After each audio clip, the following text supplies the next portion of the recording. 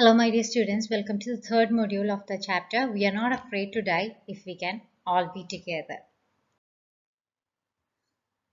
Yeah, and in this module, you're going to comprehend the chapter and also you're going to prepare notes by using effective note making strategies.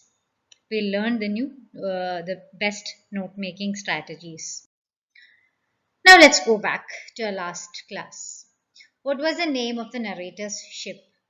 Who were the crew members the narrator hired? What blocked the pumps? What do you mean by Mayday calls? Why didn't Sue tell her parents about the injury? What do the narrator mean by pinpricks in the vast ocean? When I went in to comfort the children, John asked, Daddy, are we going to die? I tried to assure him that we could make it.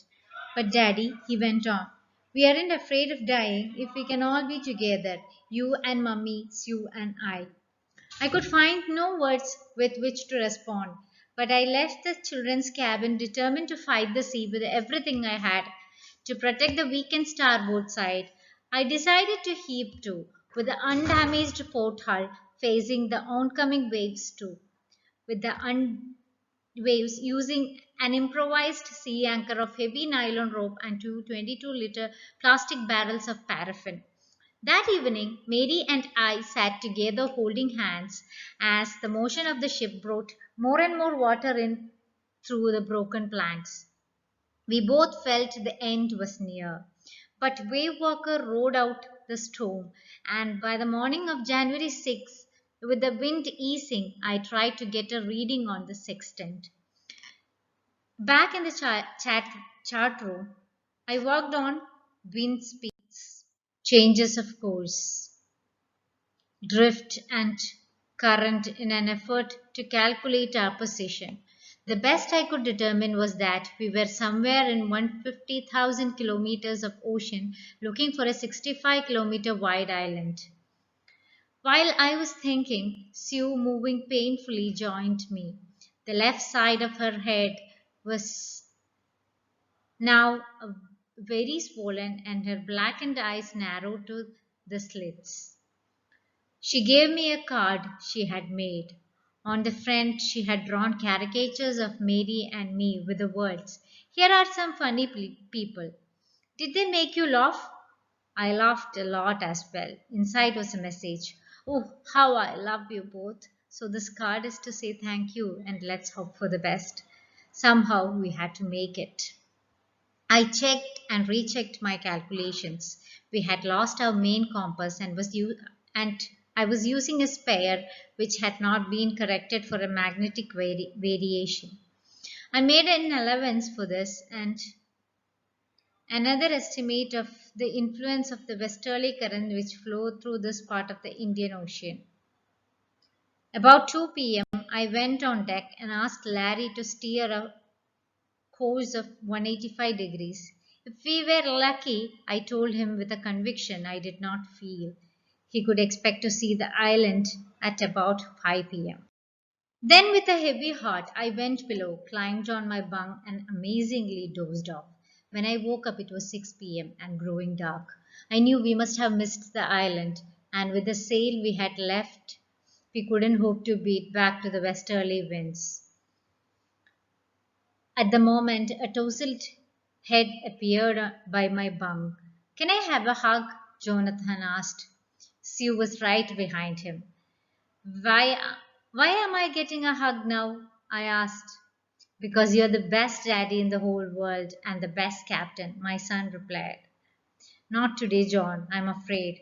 Why, you must be, said Sue in matter of fact voice. You found the island. What? I shouted. It's out there in front of us, they chorused, as big as a battleship. I rushed on deck and gazed with relief at a stark outline of Ley Amsterdam. It was only a bleak piece of volcanic rock with little vegetation, the most beautiful island in the world. We anchored offshore for the night, and the next morning all 28 inhabitants of the island cheered as they helped us ashore. With the land under my feet again, my thoughts were full of Larry and Herbie, cheerful and optimistic under the de- dearest stress, and of Mary, who stayed at the wheel for all those crucial hours. Most of all, I thought of a 7-year-old girl who did not want us to worry about a head injury, which subsequently took 6 minor operations to remove a recurring blood clot between skin and skull, and of a 6-year-old boy who is not afraid to die. That was a beautiful story, right?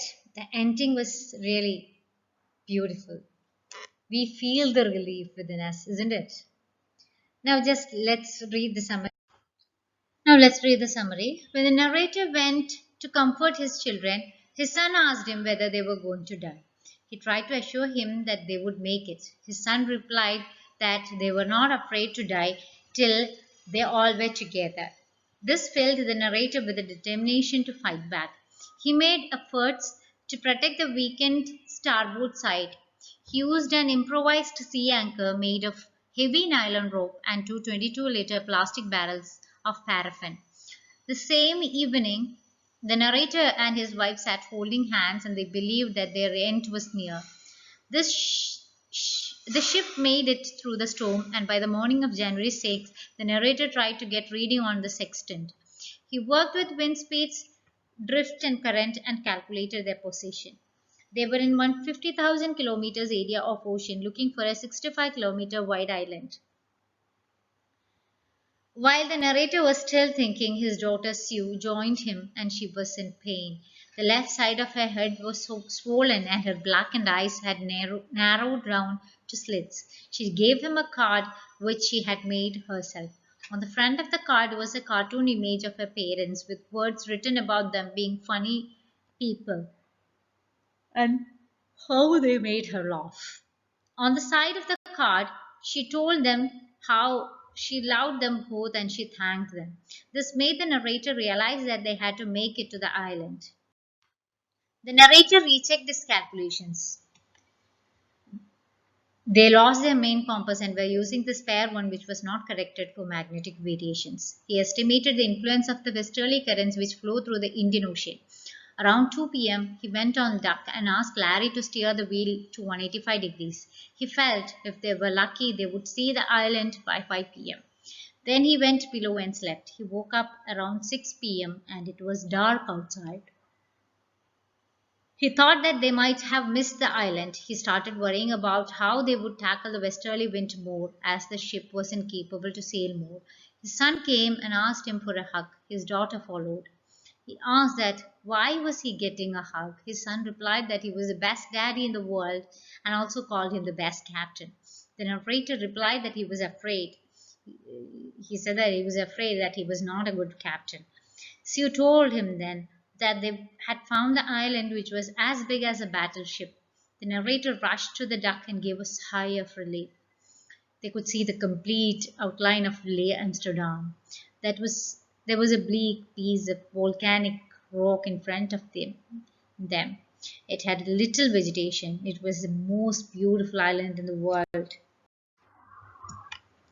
They moored the ship at some distance from the shore, and the next morning 28 inhabitants of the Amsterdam island helped them to move on the shore of the land. As he felt the land again on his feet, he thought of his crewman and his wife. He also thought of his 7-year-old daughter who was injured badly. She had to go through 6 minor operations to remove the blood clot in her head. His son, who never gave up and was not afraid to die. So, at last, he was thinking with gratitude how all of them were together, how they all supported and cooperated with all these efforts. No one was angry with each other, everyone was supporting one another. So, that gave them the courage, that gave our narrator the courage to overcome all these. So, that was a beautiful ending of the story. Now, these are the new words that we came across today. Just go through these words. Some of them are easy, some of them are new words. Just go through these words. Now, we already learned what note making is and what are the mechanics of note making in the last class. Now let's learn something more about note making. The necessity of note making. Knowledge is vast and unlimited, but our memory is limited. We cannot remember all the information all the time, hence, note making is necessary. With the help of notes, we can recall the entire information read or heard months ago. Note making is quite useful to students preparing so many subjects. At the time of examinations, it is not possible to go through voluminous books. At such critical times, notes are quite handy. Hence, note making fulfills three useful functions. It keeps a lot of information at our disposal for ready reference. It helps us reconstruct what was said or written and thus accelerates the process of remembering or recall. It comes in handy in delivering a speech, participation in a debate, a discussion, writing an essay, and revising lessons before an examination. How note making helps us. While making notes, we do not simply read the passage, listen to speech, but consider various points made by the writer or speaker and draw our inferences about what is being presented. Thus, note making helps us in understanding the passage in a better way and organizing our thoughts systematically. See, um, if we prepare notes and remember all the key points, when we are writing, when we are elaborating it in an answer paper, answer sheet, or in a speech or something, we can write, we can opine about our own ideas about the same topic. Not only what the speaker or writer said, but we can include our own ideas and our own imaginations or our own opinions about these points, these uh, the main point that we noted. We can say our ideas and our information, we can share our own information about these key points that we made. And uh, this note making will help us understand the passage in a better way. We'll understand the speech or the class in a better manner, in a systematic manner. As the note making is arranged in a systematic manner, the ideas would be fed into our mind, our brains in a systematic manner. Now, characteristics of good notes: short and compact. It should be short. It should not be elaborate like they say. Otherwise, it won't be called a note if it is not short. Complete information. It must contain all the important information given in the whole passage or the whole class.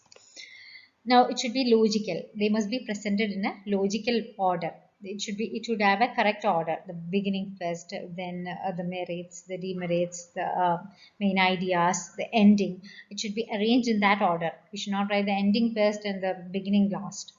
So there should be a logical order, understandable. And sometimes when we write notes, later on when we open the same notes, we won't be able to recollect what we have written. It would be in such a horrible condition. So notes must not be in such a condition. When you read it, when you refer it later, it should be understandable.